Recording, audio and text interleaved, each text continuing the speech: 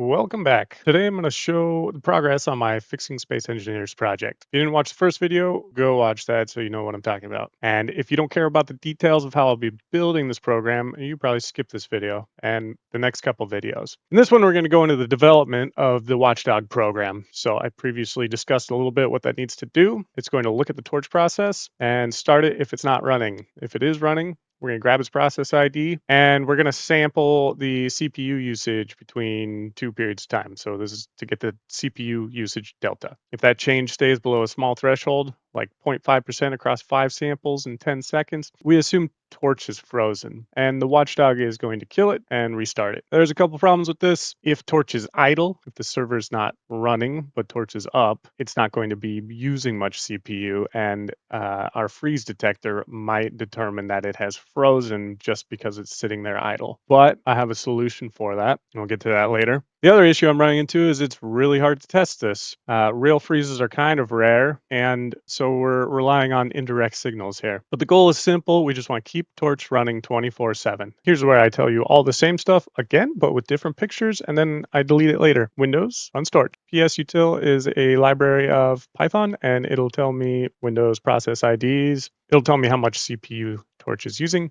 And I can search for process IDs with names. And then down here, Torch has a plugin called Torch Remote, and that'll let me make calls to the server. And it'll at least give me a status like server stopped or no response because everything's frozen. My script relies on these 4 pieces of data to run. So we're going to start, begin a loop. Is Torch running? Let's go over here first. No, we're going to start Torch and then grab the process ID. If it was running, we're just going to grab the process ID. And then we start a loop here.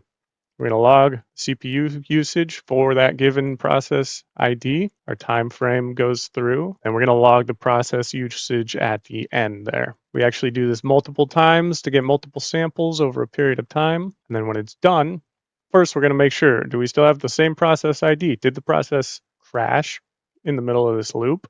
Or is it the same process that we're tracking? Because if we have a new process, then we don't care about any of the usage statistics that we got because it's a different process that got restarted. So if it doesn't match, we're going to go to no and back up to the top here, start the loop over again. If it does match, then we're going to look at this CPU usage delta. Have we used at least 0.5% of processing power over multiple samples or not? If we have, then we're done. We're not looking to kill it because it's running, and we're going to go back to the beginning. If we haven't, we're going to call out to the Torch Remote API and try and get a server status. Is it reported as stopped? That means, is it sitting at the panel right here, not running? If it's sitting here, we don't want to restart it. So if it's reported as stopped, then we're going to say, yes, everything's good. Go back to the beginning. If it's not reported as stopped or we get no answer, I think it's safe to say the process is frozen.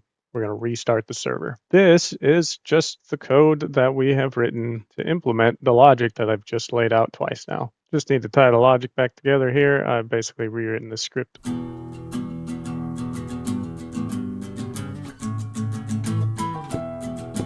Okay, I think I've got the class built here. Basically, for each of these checks, we're just writing some code. Is it running? Kill the process, start the process, get a sample delta, get all the processes. Determine if it's frozen, basically using that sample delta function over a period of time repeatedly. Ping the API, see if it reports it as stop. And then the main logic here, just going through all the checks. If it's down, we want to restart it, etc. We've already gone through this. Now the part where I throw a bunch of errors and get pissed off.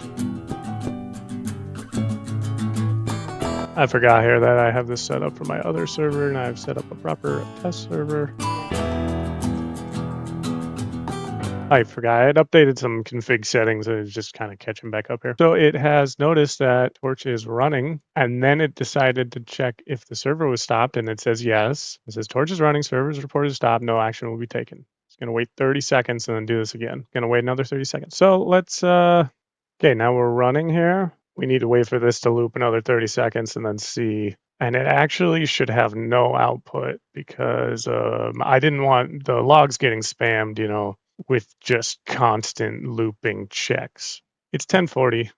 It's been a minute and a half at least. So let's kill this thing. It should loop. There we go. I could code that a little different so it doesn't show up like an error. I'm waiting to see another update saying that REST API says that it is stop. There we go.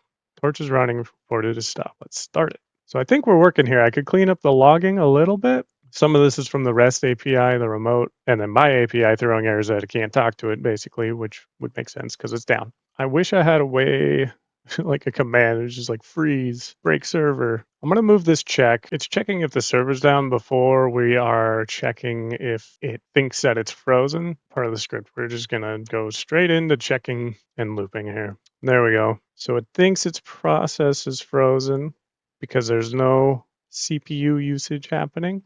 We had 0.21 CPU delta over 3 samples. So then it decided to ask the API, is it running? And it says, no, it's stopped. So now it knows it's running and we're not doing anything. Now we've closed Torch. It saw that it wasn't running. It's restarted it. I might want to put a check into if the API response says it's running. Don't think it'll use that low of CPU usage, but I did just load an empty world save in, which is not what you would ever normally run on a server, but I could see it having such a low load. I guess I'll just leave it here for a few minutes, see what happens.